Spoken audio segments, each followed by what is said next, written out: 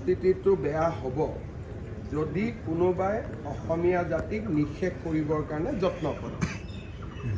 যেতিয়া কোনোবাই যদি জাতিটোৰ বৰ ঘৰত সোমাই যায় তেতিয়াতো মাত কথা মাতিবই মানুহে। সেই মাত কথাটোক আপুনি কেনেকৈ বন্ধ কৰিব পাৰিব?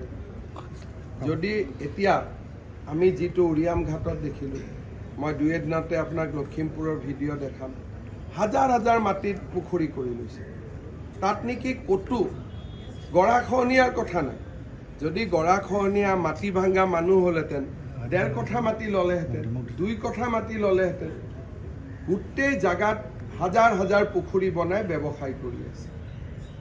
গতিকে লখিমপুৰ, যোৰহাট, শিৱসাগৰ এইবিলাক হ'ল জাতিটোৰ বৰঘৰ। আৰু জাতিটোৰ বৰঘৰত যদি কোনোবাই সোমাই যায় আৰু যদি কোনেও মাত নিদিয়ে, এই জাতিটো কোনে উদ্ধাৰ কৰিব? গতিকে আইন হাতত নোলোৱাকৈ মোৰ মতেদি জাতিয়ে সমস্বৰে মাত মাতিব লাগে।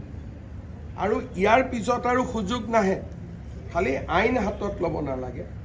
আইন হাতত নোলোৱাকৈ জাতিয়ে যিমান পাৰে সিমান আন্দোলন কৰিব লাগে এনেকুৱা ধৰণৰ ঘটনাৰ বিৰুদ্ধে।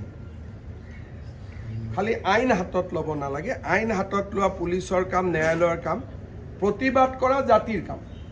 আৰু জাতিয়ে যদি প্ৰতিবাদ নকৰে আইনে কেনেকৈ শুনিব? গতিকে মইতো কোনো বেয়া ভবা নাই, খালি নিজে যাব নালাগে। যোৱা কামটো পুলিচৰ।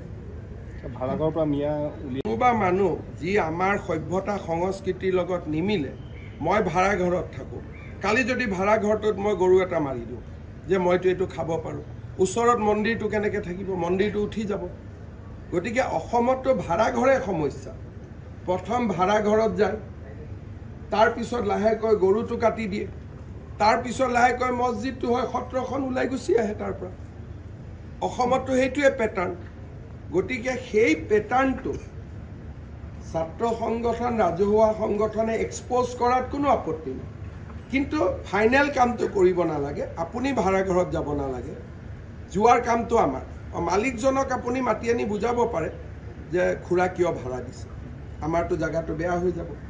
অনুৰোধ কৰাত কোনো আপত্তি নাই, কিন্তু হাতত ল'ব নালাগে। হাতত লোৱা কামটো চৰকাৰৰ।